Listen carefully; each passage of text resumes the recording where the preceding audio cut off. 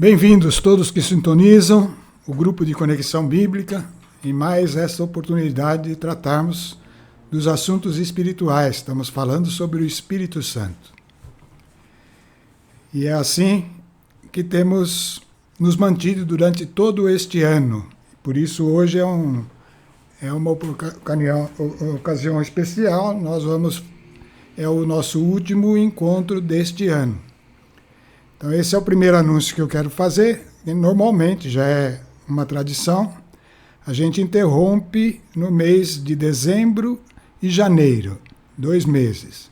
Então hoje é o último encontro nosso do mês desse ano e vamos retomar em fevereiro de 2025, a primeira segunda-feira, tá?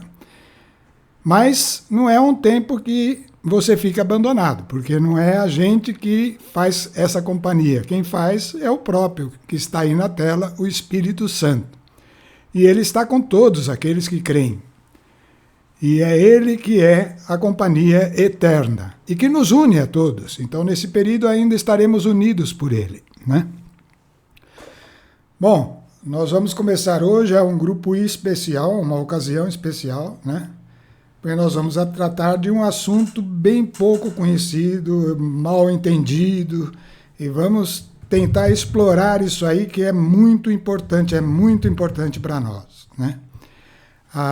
Todos eles têm sido importantes, não tem coisa alguma nas Escrituras que não seja relevante para aquele que crê, né? Mas hoje é um caso especial, né? Minha oração hoje é muito simples. A minha oração hoje é pedir que Deus me capacite para que eu fale tudo o que Ele tem me revelado sobre este assunto e que eu possa fazê-lo sem impedir a ação do Espírito Santo. Essa é a minha oração hoje. Nós vamos também fazer uma oração simbólica, um momento bem curtinho que é só um símbolo de silêncio. Depois, no finalzinho, nós vamos entender o que eu quis dizer com isso.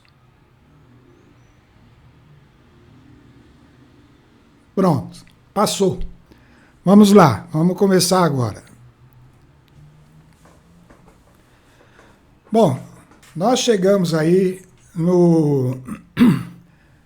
nesse tema do Espírito Santo a um assunto bastante importante, que é a questão do templo.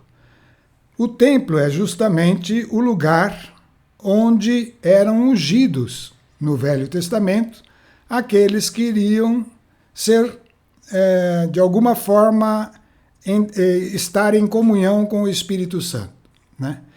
E logo que Israel se estabeleceu como nação, logo depois do reinado de Saul, no reinado de Davi, Deus já deu a ordem, que é o que está na tela aí, para que Davi construísse o templo, né? O templo era o lugar onde estariam todas os símbolos das coisas que Deus iria cumprir em Cristo, aquilo que simboliza tudo o que se cumpriu em Cristo. E era totalmente material, né? Porque a primeira aliança era assim. Aqui uma reflexão já importantíssima. Não existe nenhuma incoerência na Bíblia, nenhuma. As incoerências que podem ter, os problemas que podem ter são problemas de tradução, são problemas de interferência no que estava registrado, mas aquilo que está lá é totalmente coerente do início ao fim. Tudo tem um motivo de ser, está ali porque traz algo importante que vale para a eternidade, não é para agora só, vale para sempre. Esse livro é um todo que vale para sempre. E, portanto,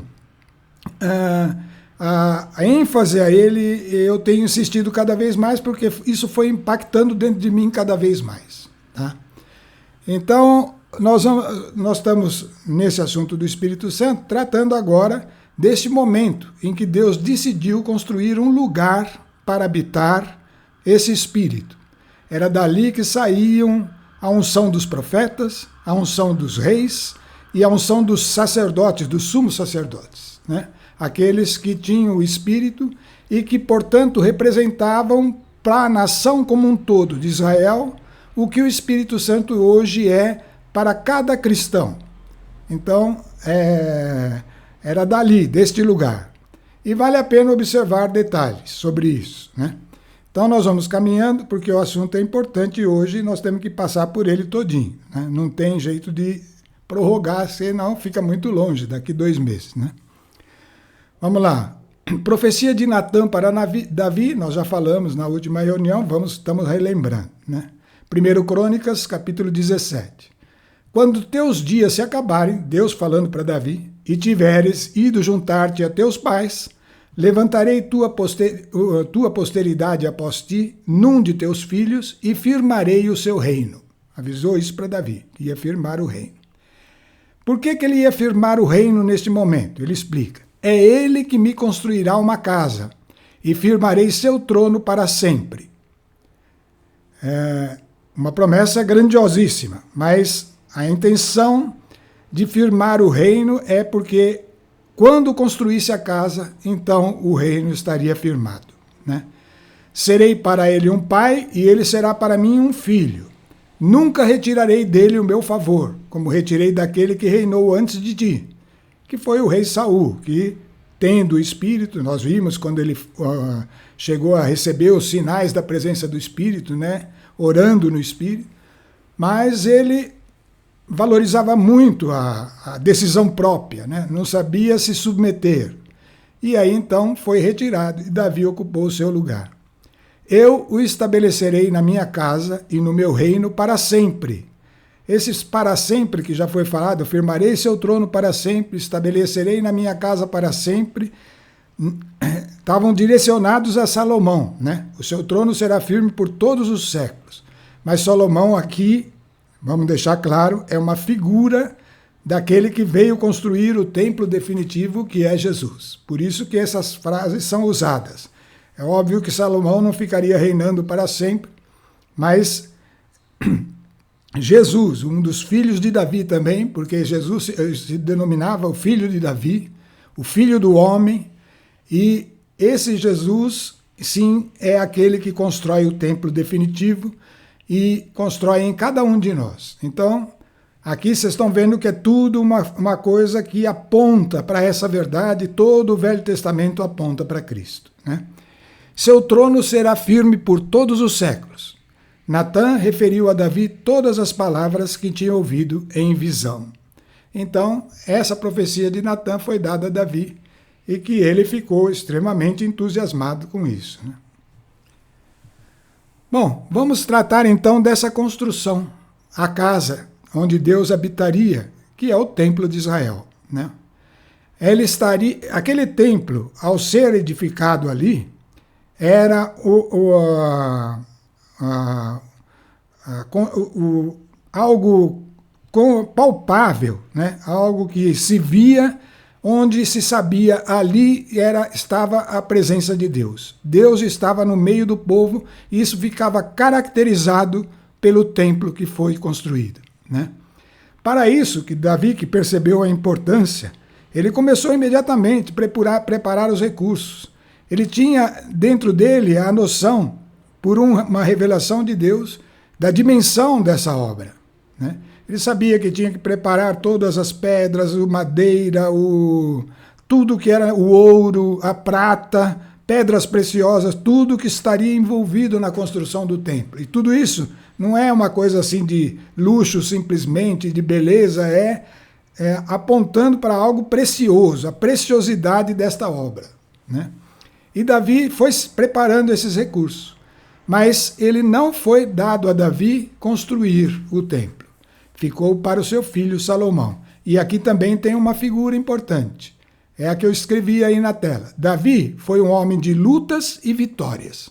Ele passou todo o seu reinado até a idade avançada em lutas, obedecendo à ordem, tira o mal do meio de Israel. Todos aqueles povos que tinham se pervertido tinham que ser removidos e tinham que ser vencidos ou dominados, né?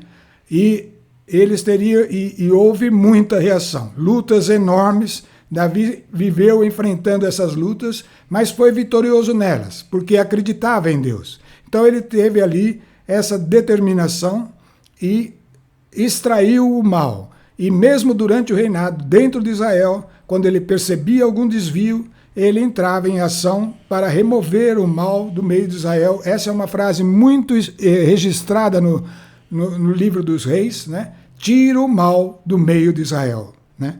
E isso vale para nós também, tira o mal do meio de nós mesmos, né? Davi fez esse papel. Mas agora, na construção do templo, tinha um outro perfil que seria necessário. E era para isso que Salomão foi gerado, né? Salomão é derivado de Shalom, como está aí na tela, significa paz, né? Shalom significa paz, então o nome dele era o Pacífico. Esse era o sentido do nome Salomão, né?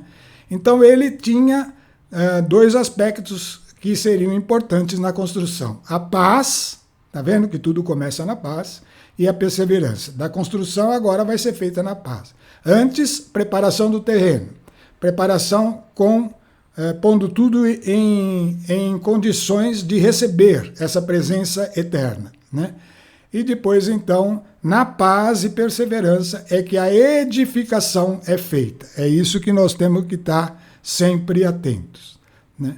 Então, Davi, em 1 Crônicas 28, registrou o seguinte: tudo isso, disse Davi, todos os modelos dessas obras foi o Senhor que me ensinou por um escrito de sua mão. Disse Davi a Salomão, seu filho: sê forte e corajosamente mete mãos à obra. Eu estou falando, tudo que está no Velho Testamento tem uma vírgula, tem paralelos para nós. Então guarda essa frase para você, eu estou guardando para mim. Seja forte e corajosamente mete mãos a obras para essa edificação. Essa edificação que é fundamental para todo cristão. Não temas nada, todo medo, ansiedade atrapalha. Não temas e não te amedrontes, pois o Senhor Deus, meu Deus, estará com ele e não te desamparará, nem te abandonará até que tenhas acabado tudo o que deve fazer para o serviço do templo. Então, foi assim que Davi estimulou Salomão para que ele não temesse.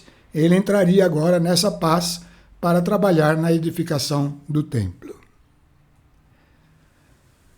Olha o que Salomão fez. Nós já falamos rapidamente, já dissemos a importância desta oração de Salomão. Toda essa oração tem que ser feita por nós também, certo? Nas nossas condições agora. Mas vamos olhando, tudo isso vai se abrindo para nós como uma luz, um entendimento, e você pode absorver todas essas coisas. O pedido de Salomão está lá em livro de Sabedoria 9. Né? Salomão que escreveu o livro de Sabedoria, extraordinário. Se você ler esse livro, do começo ao fim, tem coisas que ele chega a explicar como é o Espírito Santo com palavras. Né? Mas tudo bem, vamos seguir no nosso foco porque é importante. Né? Qual foi o pedido? Aí Salomão orou para Deus assim: ora, vós me escolhestes para ser rei do vosso povo e juiz dos vossos filhos e filhas. Aqui cabe uma pergunta para nós. Você foi escolhido para ser rei? Você tem que saber responder isso, hein? Bom, fica aí a pergunta. Mas Salomão disse para Deus: vós me escolhestes para ser rei de vosso povo e juiz dos vossos filhos e vossas filhas. Vós me ordenastes construir um templo na vossa montanha santa e um altar na cidade em que habitais. Imagem da sagrada habitação que preparastes desde o princípio. Essa imagem foi vista por eles, tá? É algo que Deus determinou. Então, cada coisinha ali dentro do templo tem um sentido, e isso vai ser revelado ao longo da história da humanidade de uma maneira mais precisa, lá com a segunda vinda de Cristo, né? Então, imagem da sagrada habitação que preparastes desde o princípio. Esse templo já existe em algum lugar, né? Mas ao lado de vós está a sabedoria que conhece vossas obras. Olha o que ele falou. Deus, ao lado de vós está a sabedoria que conhece vossas obras. Ela estava presente quando fizestes o mundo. Na criação ela estava presente. Ela sabe o que vos é agradável. Ela sabe o que agrada a Deus. E e o que se conforma às vossas ordens, aquilo que vai tomando o formato que é da justiça, que é a vossa vontade, que é aquilo que o Senhor expressa. Então, esse foi o pedido de Salomão. E ele continua.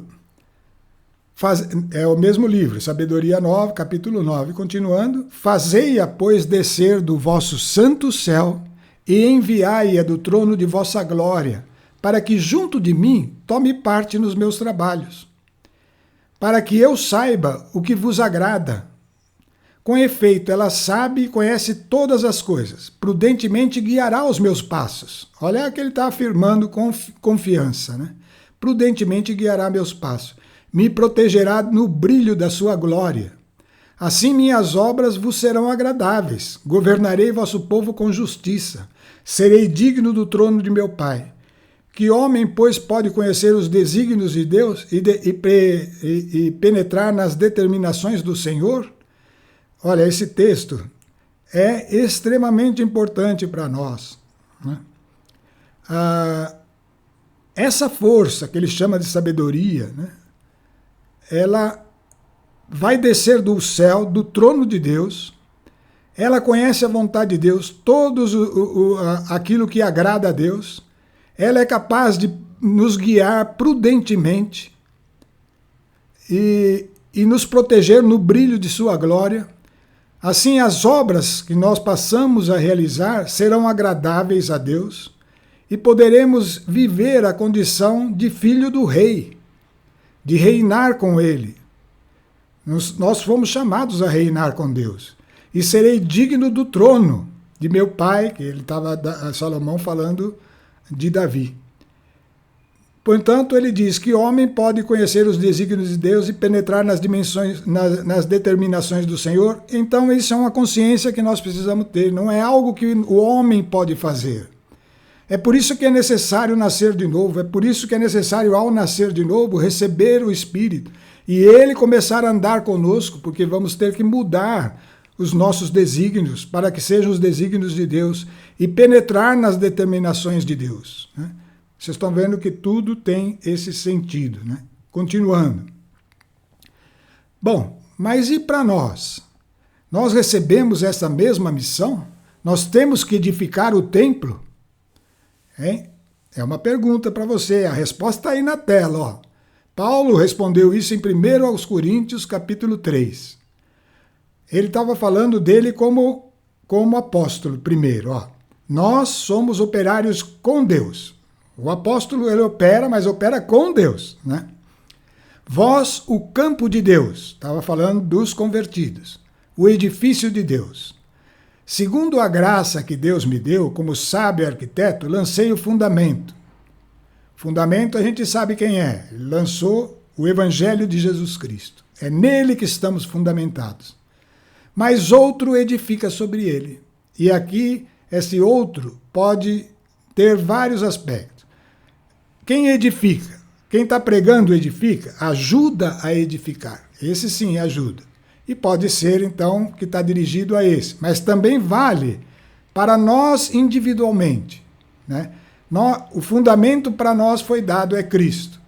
E nós vamos participar da edificação de algo que vai acontecer em nós mesmos, que é a nossa transformação, né? Quanto ao fundamento, ninguém pode pôr outro diverso daquele que já foi posto, Jesus Cristo. Esse é o fundamento. Agora, se alguém edifica sobre este fundamento, com ouro, com prata, com pedras preciosas, com madeira, ou com feno, ou com palha, a obra de cada um aparecerá. O dia do julgamento demonstrar-lhe-á. Nós já falamos do juízo, né? Será descoberto pelo fogo, e o fogo provará o trabalho de cada um. Bom, estamos vendo aí. Edificar esse templo. Estamos falando de edificação de um templo, né?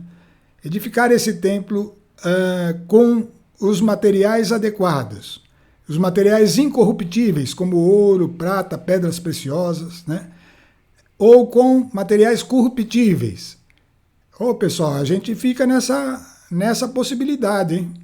Eu posso assumir o Evangelho de Jesus Cristo em totalidade, com no fundamento que é Cristo, com ouro, pratas, pedras preciosas, coisas incorruptíveis, coisas eternas, ou com aquilo que passa, madeira, feno ou palha. E posso me contentar com essa segunda situação. Então, isso é um alerta para todos nós, né? Então, Paulo, continuando, vai dizer a ordem que foi dada a nós. Se a construção resistir, o construtor receberá a recompensa. Se pegar fogo, arcará com os danos. Ele será salvo, porém passando de alguma maneira através do fogo, né? Aí vem a pergunta: não sabeis que sois o templo de Deus e que o Espírito de Deus habita em vós? Essa frase está gritando para nós. Está gritando dentro de nós. Aquele templo que Davi deu toda a atenção, que Salomão se humilhou diante de Deus e pediu que ajudasse. Aquele templo é uma figura enorme daquele jeito, é uma figura do mesmo templo, até maior, que deve ser edificado dentro de cada um de nós. Porque o Espírito de Deus agora vai habitar individualmente dentro de nós, né? E aí vem, se alguém destruir o templo de Deus, Deus o destruirá, porque o templo de Deus é sagrado, e isto sois vós. Então, está aí a nossa missão, né? Temos a mesma missão, edificar o templo. Esse é o nosso assunto, edificar o templo. Vamos continuando. Vamos ver como que Salomão descobriu quem haveria de ser aquele poder para edificar o templo, que conhecia tudo de Deus, tá? Então está lá no livro de Sabedoria, capítulo 9.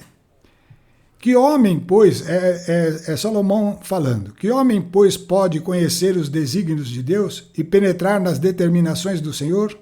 Aí ele explica como nós somos. Tímidos são os pensamentos dos mortais, e incertas as nossas concepções, porque o corpo corruptível torna a alma, pesada a alma, e a morada terrestre oprime o espírito carregado de cuidados. Essa frase é importante, vamos refletir um pouquinho. Quando existia a lei, o homem ainda era um homem natural, era o homem que tinha todas essas características do ser humano natural, não era um renascido. Portanto, cumprir a lei era um esforço da carne. Mas ninguém consegue cumprir a lei em toda a sua profundidade. O espírito da lei não consegue ser cumprido enquanto a gente não recebe aquele que pode vencer a carne. A carne torna impotente o esforço do homem para fazer o que agrada a Deus, que era o mandamento, né? Mas essa condição temporária era a que devia existir. E o templo estaria ali como algo material no meio de um povo que estava nessa condição. Mas o que Deus tinha em vista era que esse povo recebesse Jesus e que por meio de Jesus nós recebêssemos então a mesma condição, agora não mais para a nação como um todo, em medidas que as pessoas com a limitação da carne tentavam cumprir a lei, mas agora individualmente, de modo que a lei se cumpre plenamente dentro de nós, né?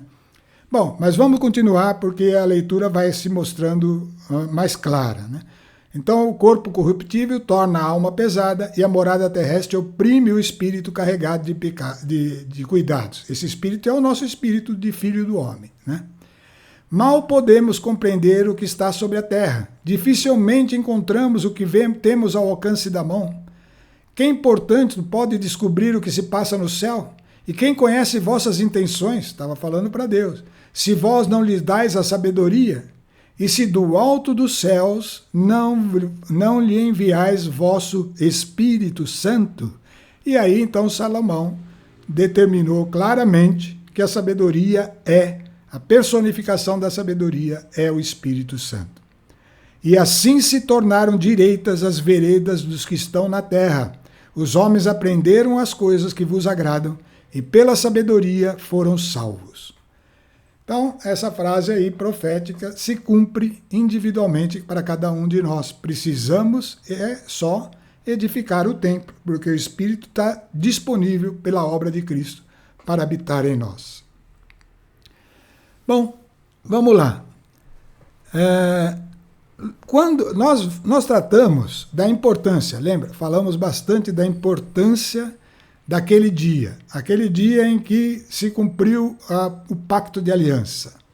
Jesus morreu, derramou seu sangue, os 12 apóstolos estavam sendo edificados para depois complementar com o próprio sangue uma aliança eterna, pessoal, eterna, uma aliança eterna, em que cada um que cresce em Jesus Cristo, de verdade, e se entregasse declarando o Senhor, receberia o dom do Espírito Santo. E isso aconteceu naquele instante, em que, como labaredas desceram do céu, entraram em todos que estavam ali, e eles começaram a fazer uma coisa. Manifestou-se um dom, que nós estamos chamando aqui o primeiro dom do Espírito Santo, o dom de línguas, né? E como aconteceu isso, está aí na tela, né? Chegando o dia de Pentecostes, estavam todos reunidos no mesmo lugar. De repente veio do céu um ruído, como se soprasse um vento impetuoso, e encheu toda a casa onde estavam sentados. Esse instante aí, eu quero caracterizar, já falei isso, é um instante em que esse pacto de aliança se consumou. Jesus vai entrar no céu, definitivamente. O Espírito Santo está entrando nesse instante na terra. Entrando na condição do Espírito Santo, sem ofender, sem forçar, sem machucar. Ele chega para aqueles que querem, para aqueles que pedem, mas ele vem de um modo extraordinário nesse instante para demonstrar que isso estaria aqui disponível pelos séculos dos séculos até a segunda vinda de Cristo. Então, como se soprasse um vento impetuoso, encheu, as labaredas de fogo se manifestaram e apareceu-lhes então uma espécie de línguas de fogo que se repartiram e pousaram sobre cada um deles. Ficaram todos cheios do Espírito Santo e começaram a falar em línguas, conforme o Espírito Santo lhe concedia que falassem. Aqui está o tema de hoje, né? Começaram a falar de línguas. O tema está aí em cima na tela, dom de línguas. O primeiro dom do Espírito Santo. Isso vai acontecer no Atos dos Apóstolos várias vezes, né? E cada vez que o cristão se converte de verdade, ele fica acessível ao Espírito Santo. Se ele pedir, será dado. Nosso Pai Celestial dará o Espírito Santo a todo aquele que o pedir. Mas é aquele que se torna filho, aquele que nasceu de novo. Então, essa é a condição. O Espírito Santo está disponível. E aí vai se manifestar o primeiro dom, falar em línguas. Esse é o nosso assunto hoje. Vamos continuando. Então, nesse dia, Pedro fez um discurso. A gente não pôs tudo, a gente está abreviando muita coisa, né? Todos esses textos podem ser explorados muito mais detalhadamente, mas para a gente conter o nosso propósito desse dia. Discurso de Pedro, no Atos 2. Acontecerá nos últimos dias, é Deus quem fala, que derramarei do meu espírito sobre todo ser vivo. Profetizarão vossos filhos e vossas filhas. Esse profetizarão é justamente o que estava acontecendo ali. Lembra de Saul, quando ele foi ungido e ele começou a estar entre os profetas e profetizava? Era a mesma coisa que acontecia. Eles falavam um som que ninguém entendia, né? E no falar deste som, eles iam tendo revelações e anunciavam para Israel, tá? Então, derramarei do meu espírito sobre todo ser vivo e profetizarão vossos filhos e vossas filhas. E a partir disso, os vossos jovens terão visões, os vossos anciãos sonharão, sobre meus servos e sobre minhas servas, aí ele fala claramente, homens ou mulheres, derramarei naqueles dias o meu espírito e profetizarão. Então, o primeiro veículo para a profecia é esse dom que se manifestava ali e que se manifestava também no Velho Testamento, junto dos profetas, né? E dos reis que eram ungidos.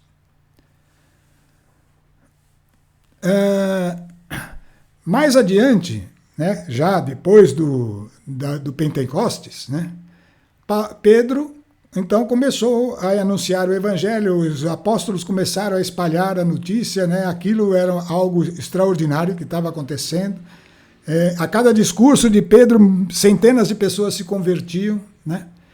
Mas um dia Pedro teve uma visão, porque isso estava acontecendo lá em Jerusalém, lá ao redor de Jerusalém, em Israel, né?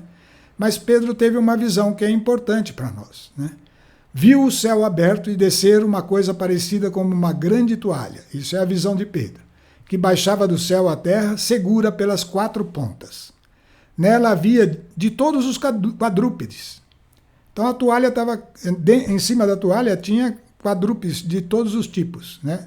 Animais, dos répteis da terra até as aves do céu.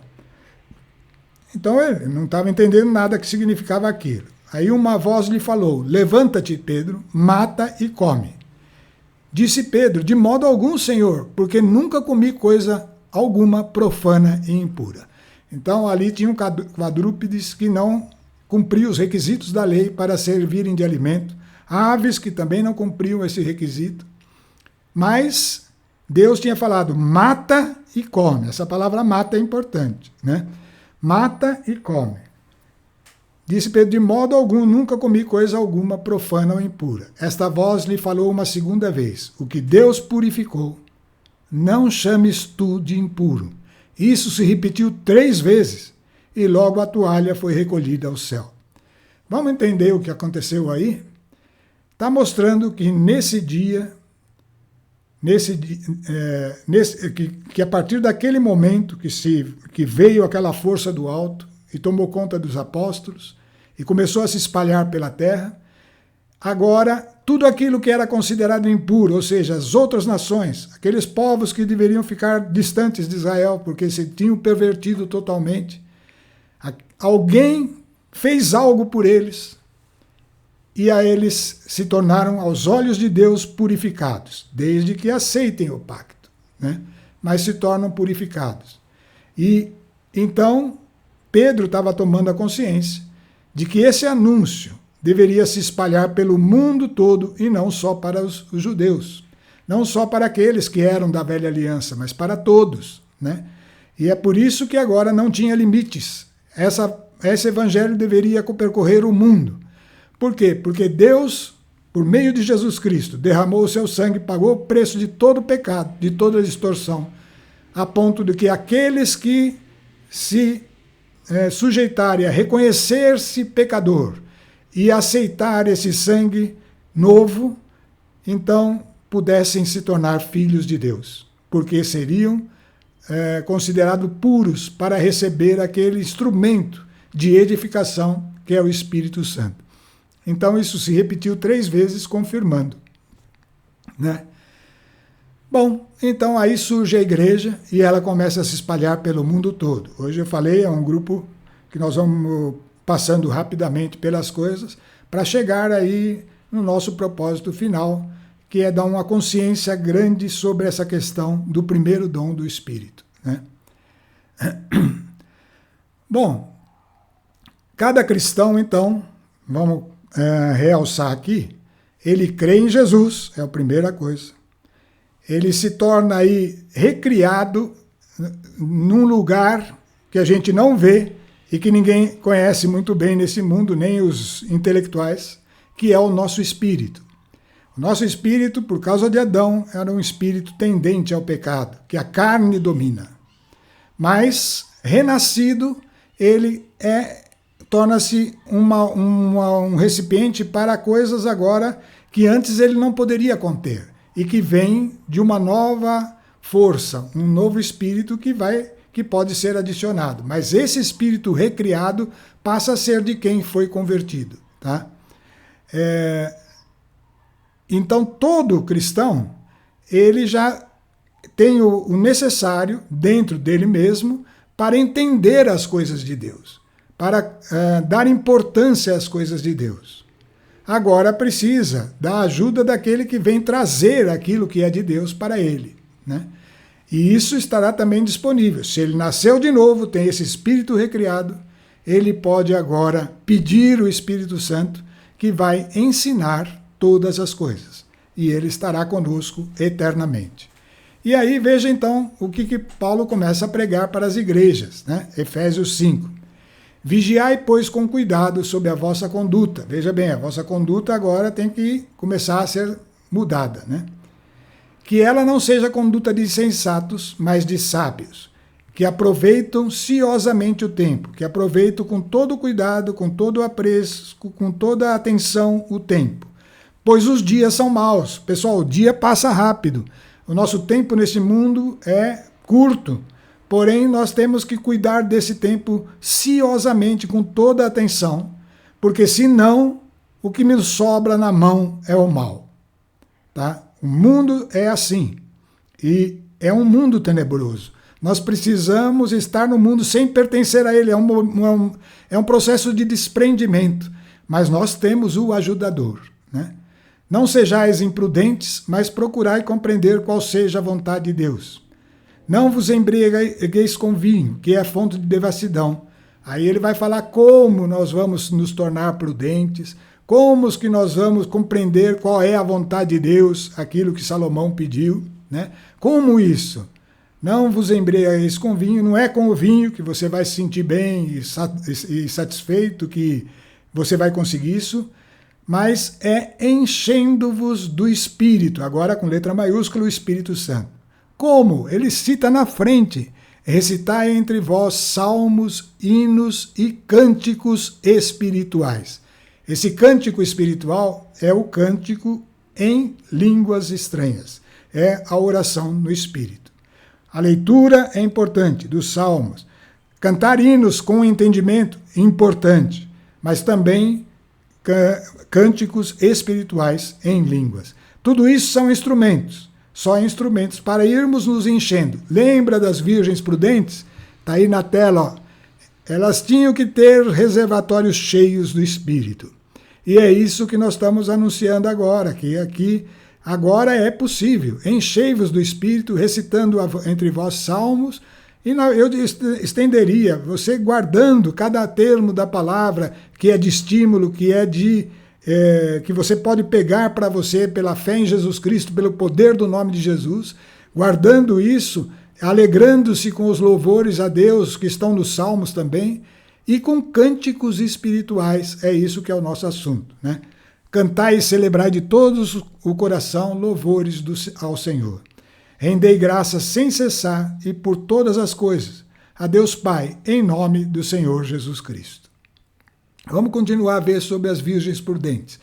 Aqui, pessoal, uma sequência de coisas que nós podemos fazer para irmos crescendo cada vez mais nessa comunhão com Deus. Lembra aquele espaço? Unir a fé à virtude, que é a busca do conhecimento, que nós estamos trabalhando, e depois, então, ao conhecimento, a fé, a virtude, o conhecimento, aí vem o entendimento, e ao entendimento, então, a perseverança, porque nós vamos ter que incorporar aquele conhecimento em nós, e isso é a transformação, né? São os primeiros passos do cristão. Empenhai-vos em procurar o amor, que é a caridade. Aspirai igualmente os dons espirituais, mas sobretudo ao de profecia. Aí Paulo está falando aos Coríntios. Eu peguei textos bem... tem muita coisa entre estes textos que detalham sobre os diversos dons, né? Eu peguei um ou outro e com a intenção de mostrar que existe uma série de dons. Nós não vamos falar deles, vamos falar mais do primeiro dom, aquele pequenininho que começa lá embaixo, né? Mas nós vamos ver que ele é necessário para nos manter cheios do Espírito, né? Então Paulo está explicando isso. Aspirar igualmente os dons espirituais, que são muitos, né? Mas sobretudo de profecia, que é um que leva a pessoa a falar em nome de Deus mesmo, falar de modo inteligível em nome de Deus, o que os profetas faziam quando estavam cheios do Espírito, né? Aquele que fala em línguas, ele explica, não fala aos homens, fala a Deus, né? Aquele que fala em línguas não fala aos homens, senão a Deus, ou seja, ele fala somente a Deus. Ninguém o entende, pois fala as coisas misteriosas sob a ação do Espírito. Então veja bem, esse dom de línguas, esse barulho que começa a sair da boca ou da língua, na verdade, daquele que se entrega a Deus num ato de fé, Esse barulho aí, que parece um fluir de águas, né? Que é uma coisa, ela não é para o entendimento. Nem a própria pessoa entende o que está falando, né? São coisas misteriosas sob a ação do Espírito. É um mover do Espírito dentro da pessoa. Aquele que profetiza, não. Aí esse processo já deu o seu fruto e a pessoa ganha o entendimento e passa a anunciar um ensinamento para edificação, para exortação, para consolação. Aquele que fala em línguas edifica-se a si mesmo, mas o que profetiza edifica a assembleia. Aí Paulo acrescenta, ora, desejo que todos faleis em línguas, porque edifica a você mesmo.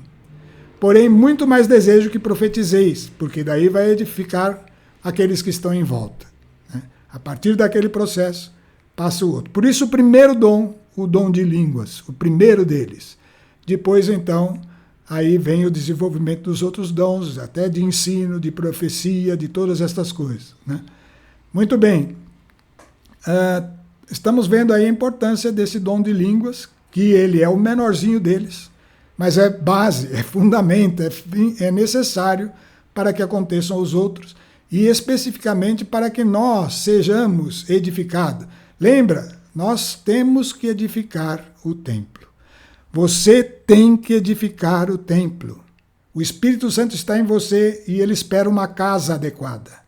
E olha, quem ora em línguas edifica-se a si mesmo. Está construindo essa casa. Nós vamos ver mais sobre isso, né? Virgens prudentes ainda, enchendo-se do Espírito. Por isso, quem fala em línguas, peça em oração o dom de interpretar. Isso seria já um avanço, né? Se oro em virtude do dom de língua, o meu espírito ora. O espírito ora de fato, certo? Mas o meu entendimento fica sem fruto. Então, o que fazer? Orarei no espírito, mas orarei também com entendimento. Cantarei com o espírito, mas cantarei também com entendimento. E aí ele vai falando várias coisas. E aí ele acrescenta uma frase que eu acho importante para nós. Graças a Deus que possuo o dom de língua superior a todos vós. Lembra que nós falamos, precisamos imitar Paulo? Precisamos imitar Paulo, né? Ele mesmo fala, sejam meus imitadores como eu sou de Cristo. Ele possui o dom de língua superior a todos vós. Aqui tem uma questãozinha de tradução, tá? Algumas traduções trazem superior a todos vós, outras traduções trazem possuo o dom de línguas. Aliás, eu oro em línguas, não possuo, eu oro em línguas mais que todos vós. Então, é uma coisa que nós vamos entender daqui a pouco. Por que orar mais, né? Graças a Deus que possuo o dom de línguas superior a todos vós. Eu permaneço nele mais que todos vós. Mas prefiro falar na Assembleia 5 palavras que compreendo, para instruir também os outros a falar 10.000 palavras em línguas. Outra informação importante. A oração em línguas, pessoal, não é para os outros. É para você. Ainda continuando no assunto, sempre lembrando a importância de estarmos cheios do Espírito, enchermos-nos do Espírito e manter esse reservatório abastecido até aquele dia que estaremos com a luz necessária para receber Jesus, né? Virgens prudentes. Então, agora lendo aqui na carta aos Romanos, né, outros aspectos sobre como encher-se do Espírito, cheios do Espírito Santo. Nós que esperamos o que não vemos, é com paciência que o aguardamos. Outros sim, embora a gente esteja esperando aquilo que a gente não vê, a gente tem confiança para aguardar, né? Por quê? Porque o Espírito vem em auxílio da nossa fraqueza, porque não sabemos o que devemos pedir, nem orar como convém, mas o Espírito mesmo intercede por nós com gemidos inefáveis. Aquele que perscruta os corações sabe o que deseja o Espírito, o qual intercede pelos santos segundo Deus. Vamos entender isso aí é fundamental para nós. Isso daí é algo que precisa chamar a atenção mesmo, né? Uma oração que você não entende o que está sendo dito, que é algo que brota de dentro de você, que é o mover do Espírito, não é uma oração que tem palavras tradutíveis, ela não será traduzida, ela é interpretada, ela é algo como que uma mistura de emoções, de sentimentos, de verdades, de coisas que estão dentro de cada um e é diferente de um para outro, mas que o Espírito conhece e começa a exprimir com sons, né? Isso ele pode fazer de tal forma a suprir o que nós precisamos, né? Vem em auxílio da nossa fraqueza. Por quê? Porque se nós orássemos com entendimento, íamos pedir aquilo que a gente aprendeu, aquilo que a gente sabe, acha que é certo. Mas nós sabemos que aquilo que é certo para nós não é certo para a nova natureza. Não é daquela forma, tem diferenças. Então, essa oração, por que a gente não entende? Porque não é para entender.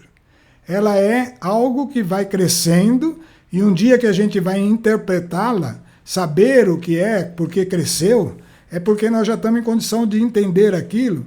Isso acontece com o desenvolvimento. Mas até lá, ela vai nos ajudando a orar.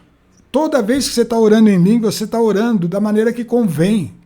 E ele intercede por nós, com gemidos inefáveis. Ele fala diante de Deus por nós. Mas ele espera que você se submeta em ato de fé a essa oração que você não entende e que parece ridícula. A gente não tem vergonha de fazer essa oração. Absurdo, nós devíamos estar com ela continuamente em nós. Continuamente. Aquele que perscruta os corações sabe o que deseja o Espírito, o qual intercede pelos santos segundo Deus. Essa oração, muitas vezes você está intercedendo por você mesmo. Ela quem ora em línguas edifica-se a si mesmo, né? Mas também intercede pelos santos. É uma oração que também vale para a igreja.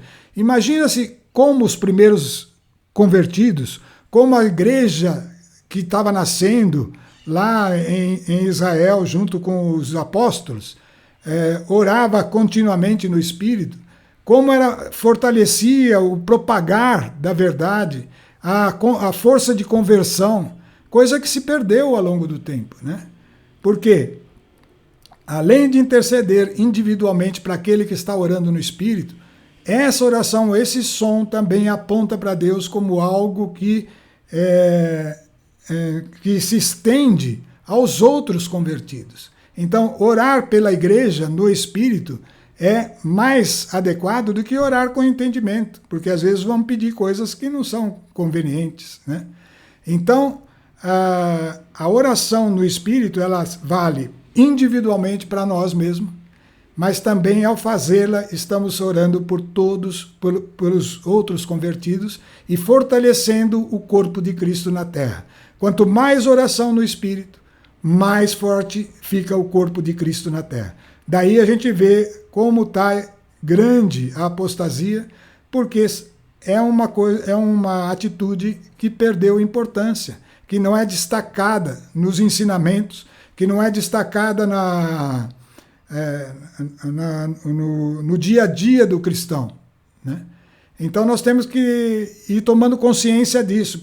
Daí a importância do dia de hoje, desse nosso anúncio. Essa oração é a menor dos dons. Ele é inferior a todos os outros, mas ele é básico, é essencial. É ali, sobre este fundamento, que se ergue o templo, a nova natureza em você e em todos nós. Continuando. Olha a oração que Paulo ensinou aos Efésios, essa é com entendimento, e que ele chama essa oração no Espírito, né? Ele fala assim, revestivos da armadura de Deus, lembra? Aquela armadura que é os aspectos na natureza do cristão que o permite andar neste mundo tenebroso, vencendo, mais que vencedor. Não para ter as regalias do mundo, mas vencendo espiritualmente, merecendo na natureza de Cristo, se tornando cada vez mais semelhante a Cristo. Como fazemos isso? Revestivos da armadura de Deus, para que possais resistir às ciladas do demônio, porque tem engano à nossa volta, continuamente. Não é contra homens de carne e sangue que temos que lutar, mas contra os principados e potestades, contra os príncipes deste mundo tenebroso, esse mundo que nós vivemos, contra as forças espirituais, tendências do mal espalhadas nos ares. E hoje em dia muito mais eficaz essa expansão das coisas espirituais, porque tem mecanismos para isso, toda sorte de mecanismos difundidos em meio à sociedade, né? E ele fala, tomai enfim o capacete da salvação, que é a espada do Espírito, que é a palavra de Deus. Então na nossa mente tem que estar a palavra de Deus. Intensificai vossas orações e súplicas. E aí ele vai falar, orai em toda circunstância pelo Espírito, em toda a sua situação. Orai pelo Espírito, no qual perseverai em intensa vigília por todos os cristãos. Aquilo que eu falei antes. Essa oração se estende a todos os cristãos. Faz de você edificado e vai se estendendo. Então o vínculo, que é a rede armada, ela começa a ficar eficiente e agrada a Deus. Uma vez eu pensei isso, não sabia que era uma revelação. No fundo, do alto do céu, Deus vê uma luz acender em cada cristão que está orando em espírito. E essa luz vai se tornando cada vez mais intensa e multiplica-se naqueles que vão tomando a mesma decisão. Então isso fica um sinal de como está forte ou fraca a igreja de Jesus Cristo nessa nossa época, né? Então, orai em toda circunstância. É algo esquisito, né? Nós vamos explicar isso um pouco melhor. No Espírito. E perseverai em intensa vigília de súplica por todos os cristãos, mesmo sem entender o que você está falando. Continuando aí, mais aspectos.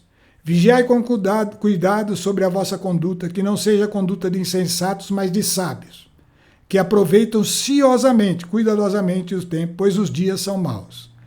Não sejais imprudentes, mas procurar compreender qual seja a vontade de Deus. Não vos embriagueis com vinho, nós já lemos, né?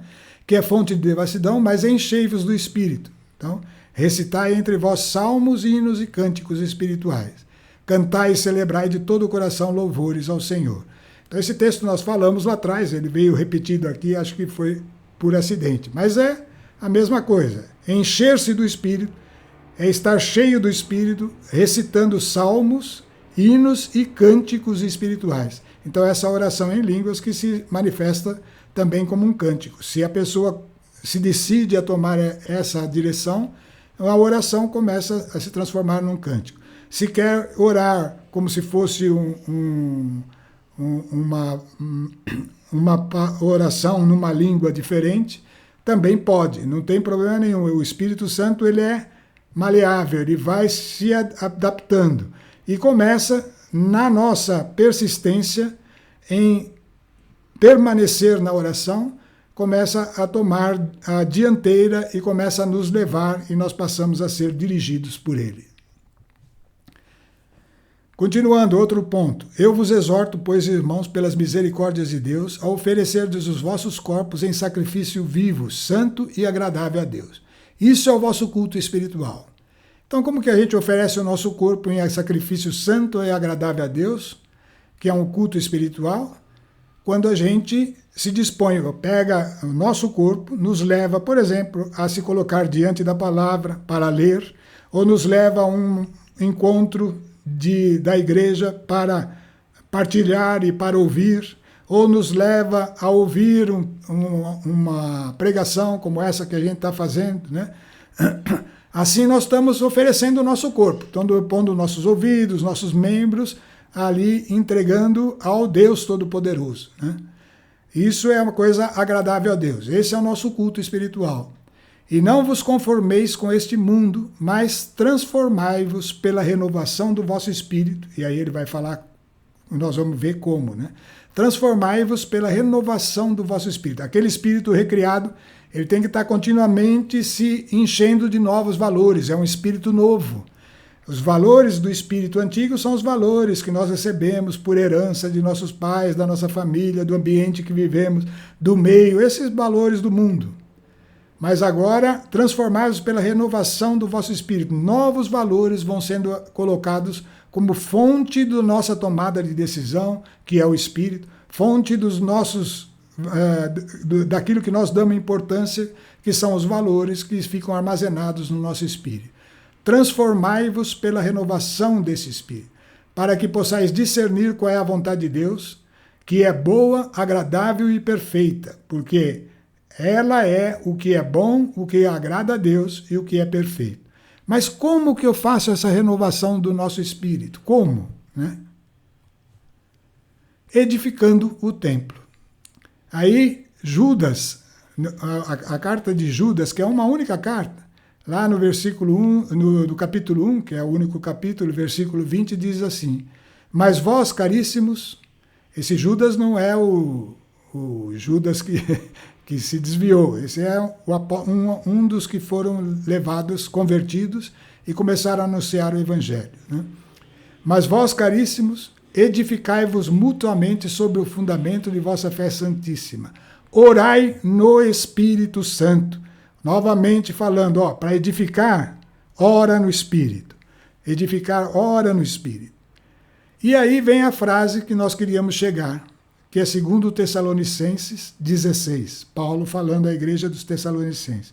Vivei sempre contente, orai sem cessar. Orai sem cessar. Aqui vai necessitar um pouco de reflexão. Em todas as circunstâncias dai graças, porque esta é a vosso respeito à vontade de Deus em Jesus Cristo. Você pode dar graças. Mudou. Você lembra que Davi falou para Salomão? Não tenha medo, não receie coisa alguma. Ele vai estar com você, né? Dai graças sempre. Porque essa é a vontade de Deus em Jesus Cristo. Deus está em nós por meio de Jesus Cristo, e a vontade dele é que nós demos graças. E não extingais o Espírito, não desprezeis as profecias, examinai tudo, examinar precisa, porque sempre vem coisa disfarçada no meio, né? Abraçai o que é bom, mas orai sem cessar. Essa é a frase pesada, né? Então agora vai um ensinamento para todos nós. A única oração que nós podemos fazer continuamente, sem cessar, é a oração em línguas. E quando falo orar sem cessar, não quer dizer que quando você vai fazer alguma coisa, você não vai estar orando em línguas, óbvio, né? Você está fazendo outra coisa, falando outra coisa. Mas quando você não está falando, você pode orar sem cessar, mesmo participando de algo, mesmo aprendendo algo. Por quê? Porque essa oração não é com a mente. Ela não precisa articular o seu entendimento, nada disso. É uma entrega da língua. A língua vibra no mover do Espírito e vai produzindo algo dentro de nós que nos edifica. É aquilo, nos mostra atentos à presença do Espírito. Estar orando em línguas é um sinal de que eu estou em comunhão com o Espírito. É uma comunhão permanente com Ele que vai transferindo o poder do Espírito para dentro de nós. Por isso é o mandamento orai sem cessar. E é uma coisa que precisa desenvolver. Passei muito tempo sabendo disso aí. Orai sem cessar, eu já tinha lido há muitos anos, né? E a gente pensa que vale para tudo. É lógico, vale para orar com entendimento. Mas não tem jeito de você, por exemplo, orar com entendimento se você estiver prestando atenção em alguma coisa, né? O entendimento seu tem que estar voltado àquilo. Mas dentro de você pode estar orando no Espírito. Porque aí sim não usa aquilo que é necessário para entender, para assimilar, né? Você está deixando aquilo correr em paralelo junto de você. É a única oração que permite orar sem cessar. Quando Paulo falou, eu oro mais que todos vocês, tudo isso que foi revelação, ele é o apóstolo que mais teve revelação, que mais converteu pessoas. Ele converteu quase o mundo da época, mundo conhecido. Em todas as viagens, nas 4 viagens de Paulo, né?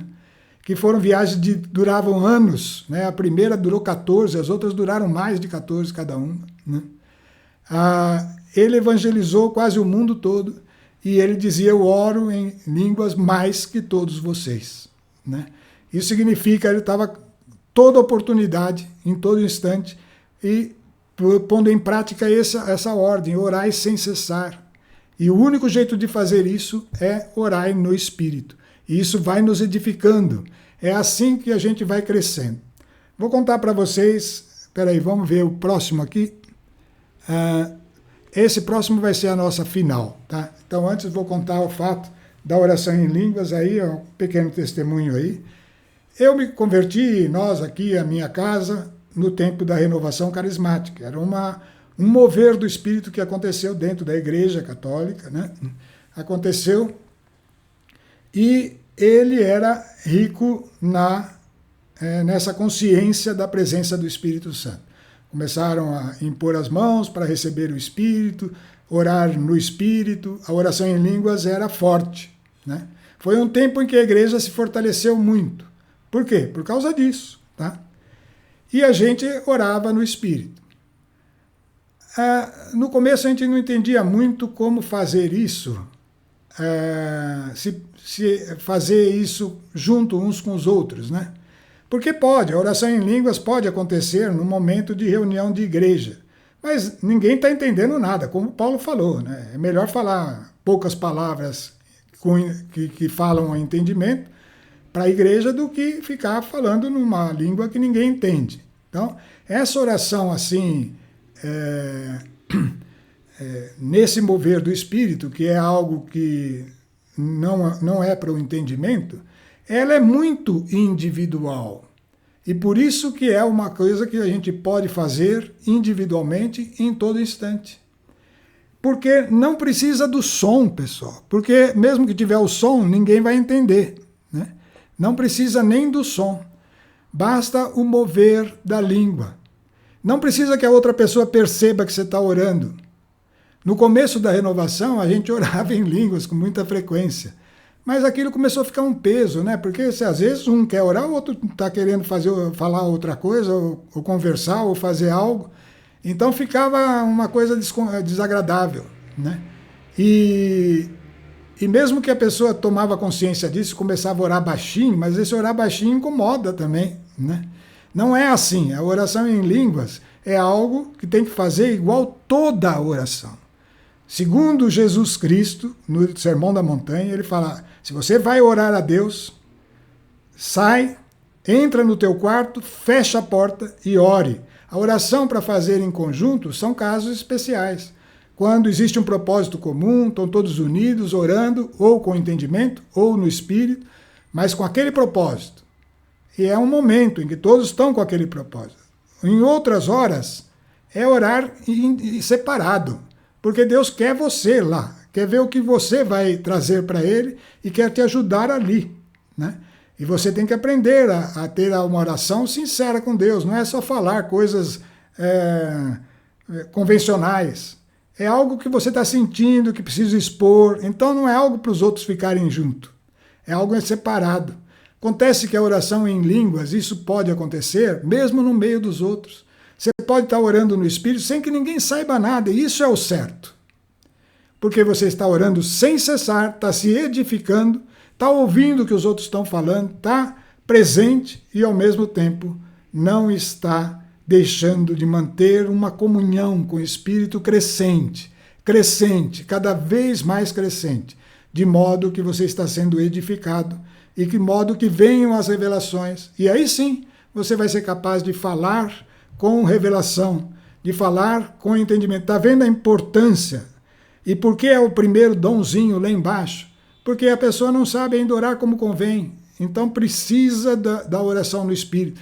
Ele ora por nós com gemidos inexprimíveis, com coisa que não é para ser escutada, é para ser feita, simplesmente, dentro de nós. Pessoal, a oração em línguas é um ato de fé. É algo que você pensa que é esquisito, que você pensa que fica com vergonha de fazer na frente dos outros, tá? Que é um absurdo, né? Porque entre cristãos isso devia ser uma alegria, né? Mas é algo assim, a gente vai negligenciando, vai deixando e esfria. Enquanto que ela era para ser a ferramenta de comunhão contínua com o Espírito de Deus. Uma comunhão de todos os momentos. Porque aquilo é que vai abrir as portas. Aquilo é que vai nos levar para dentro, para aquele passo final, que é o passo que a gente entra em comunhão com Deus, né? Na piedade, e pode estar prontinho para começar a exercer o amor fraterno e o amor ágape.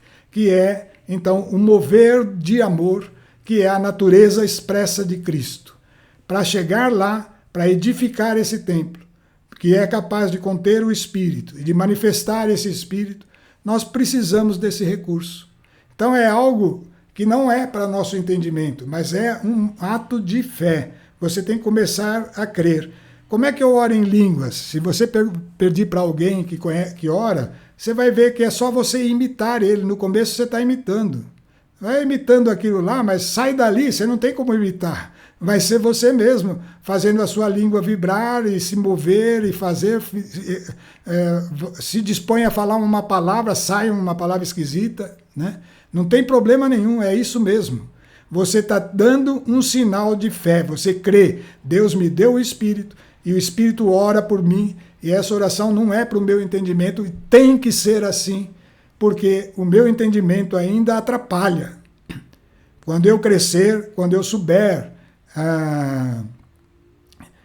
interpretar aquilo que está sendo dito ali, aí beleza, eu posso orar no Espírito e depois dizer o que foi interpretado. É interpretação. Entender o que é isso é interessante. Duas pessoas podem orar a mesma frase com palavras diferentes no Espírito, porque o Espírito está expressando algo que aquela pessoa tem e que vai chegar a um objetivo de acordo com aquilo que aquela pessoa tem. E na outra vai chegar ao mesmo objetivo por um outro caminho, porque a outra está numa outra situação. Então, a mesma oração do Espírito não é tradutível, não é uma coisa que você está escrito lá, ele falou a palavra tal, então significa isso. É algo que envolve tendências, coisas espirituais dentro da pessoa. Portanto, a oração no Espírito é algo de interação com o Espírito Santo e que nos vai fazendo estar cheios dele, para aí sim podemos andar neste mundo com consciência, não a consciência do homem, que é diferente da de Deus, mas a consciência de Deus que vai crescendo em nós. Tá? Então, esse ato de fé é necessário. E era a esse ponto que queríamos chegar nesse estudo do Espírito Santo. Esse recurso extraordinário nos levará aos outros dons. Mas é preciso passar por ele, é dar importância para ele. E isso é prova de fé. Isto é prova de fé. Bom, vamos chegar ao último texto de hoje. Isso estava profetizado? Estava profetizado. Esse fluir das águas que brotam do templo é um assunto bonito do texto do livro de Ezequiel, né? O livro de Ezequiel conta um momento em que o profeta teve uma visão. E apareceu um anjo e começou a conduzi-lo. E ele mostrava para ele um templo extraordinário, pessoal. Esse templo é uma figura descrita com o nosso entendimento de algo que vai acontecer no céu. Tá? Se quiser ler, está lá no livro de Ezequiel, pega o capítulo 47, eu não sei se começa nesse ou se começa já num anterior, mas é um texto grande, né, que conta do novo templo. Um templo que não foi o de Israel, porque já era depois da construção do templo de Israel. Né? E esse templo aí, né, está falando de algo lá na eternidade, que vai estar na eternidade. Né? Então o anjo tombou Ezequiel, e como está escrito aí na tela, fez-me, é Ezequiel falando, sair pela porta do norte e contornar o templo do lado de fora até o pórtico oriental. Vi a água brotar do lado sul. Essas águas, disse-me ele, dirigem-se para a parte oriental. Elas descem a planície do Jordão. É lógico que isso é tudo uma coisa figurada, mas essa planície do Jordão era que ela ia começar a se espalhar por toda a nação de Israel. Ele estava falando ainda naquela época. Né? Então, vamos parar por aí só para dar primeiro entendimento dessa profecia. Né? Fez-me sair, contornar o templo no pórtico oriental e vi brotar a água do lado sul. Essas águas se dirigiam. Ele conta na sequência que o anjo levou ele a atravessar a torrente que saía do templo. Aí vocês lendo o livro lá, vai descrever em detalhes, lendo a Bíblia, né? Mas aquela água que jorrava ando do lado de fora até do Porto Cristão, via a água brotar do lado sul, brotava ali do lago, brotava como uma fonte ali no lado sul do templo. Estas águas, dirigem-se para a parte oriental, elas descem a planície do Jordão. Então aquilo que estava brotando ali, ele foi lá e viu. Aí o anjo falou, atravessa essa água. E ele atravessou e ela estava na altura do tornozelo. Aí o anjo andou com ele para mais distante e fez ele atravessar de novo a torrente. E mais distante ela já estava na altura do joelho. Aí andou de novo com ele e fez ele atravessar mais distante ainda. E ela estava na altura da cintura. E depois uma última vez, e nessa última vez ele não conseguia atravessar, teve que nadar. E foi arrastado pelas águas, né, tão grande tinha se tornado a torrente. Né? E o anjo acrescentou para ele, elas se lançarão no mar, de sorte que suas águas se tornarão mais saudáveis. Pessoal, estão vendo aí a figura da oração no Espírito? Ela brota de dentro do templo e começa a sair e vai crescendo. Né? E elas que tornam o mar, que é o mundo que nós vivemos, que representa a humanidade nesse mundo, vai se tornando mais saudável. E que acrescenta, em toda parte aonde chegar a corrente, todo animal que se move na água poderá viver, e haverá grande quantidade de peixes, aqueles que vão se convertendo. Tudo que essa água atingir se tornará são e saudável. Em toda parte onde ela chegar a torrente, haverá vida. Pessoal, essa torrente está na nossa mão. É nós que vamos começar a fazer essa oração, é nós que temos que estar insistindo. É um ato de fé, é algo que se faz e na soma de todos vai se tornando essa água, que ainda pode converter as pessoas nesse mundo, que ainda pode curar as nações, aqueles que estão aí espalhados, aqueles últimos filhos de Deus que têm que ser gerados, né? Então pode ganhar vida. Todo animal que se move na água poderá viver. Haverá grande quantidade de peixes que vão se convertendo, pessoas que vão se convertendo. Tudo que essa água atingir se tornará são e saudável em toda a parte aonde chegar a torrente, haverá vida. Então ela é fonte de vida. Bom, pessoal, isso era o que a gente precisava anunciar. É algo extraordinário, algo tão simples, começa aí. O Espírito Santo começa por aí, né? Depois, então, ele pode nos levar a ser semelhantes a Cristo, como aconteceu com os apóstolos, né? Mas precisamos desse ato, essa decisão de fé. Precisamos tomar isso com firmeza e orar continuamente.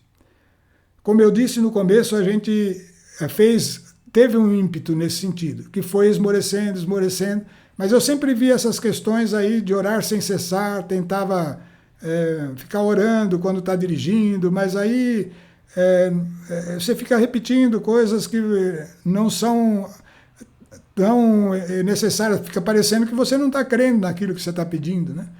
Mas a oração no Espírito não, ela pode estar em qualquer momento, em qualquer instante, é uma forma de eu ter atenção, eu estou ligado a Ele, eu estou unido a Ele. Isso é extraordinário, eu estou falando porque é bom, né? E porque agora, recentemente, eu tenho tomado isso aí e está sendo um apoio nesses dias, né? Então precisamos deste instrumento. E não é um instrumento qualquer, é esse fluir de águas que Deus espera que ainda esteja nesse mundo, porque os dias são maus, né? Então, nós vamos encerrar hoje a nossa reunião. Eu vou falar um pouquinho, um pedacinho de uma oração em línguas, não importa isso, porque não é uma oração para fazer para os outros verem, não é. Só vou falar para você ter uma ideia de como deve ser essa oração. E nós vamos então encerrar por aí e retomar, com a graça de Deus, daqui a 2 meses, né? Vamos dar continuidade ainda nesse assunto do Espírito Santo. Tem mais coisas para falar a partir daí, dos demais dons e tudo mais, né?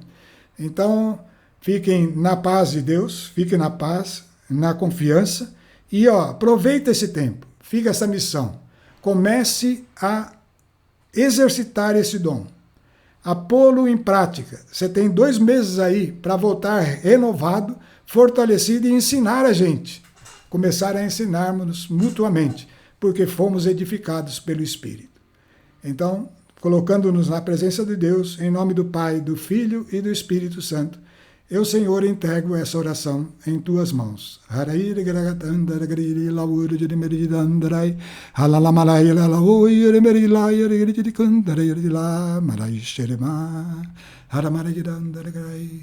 Assim, amém, e todos fiquem na paz e na alegria de nosso Senhor Jesus Cristo.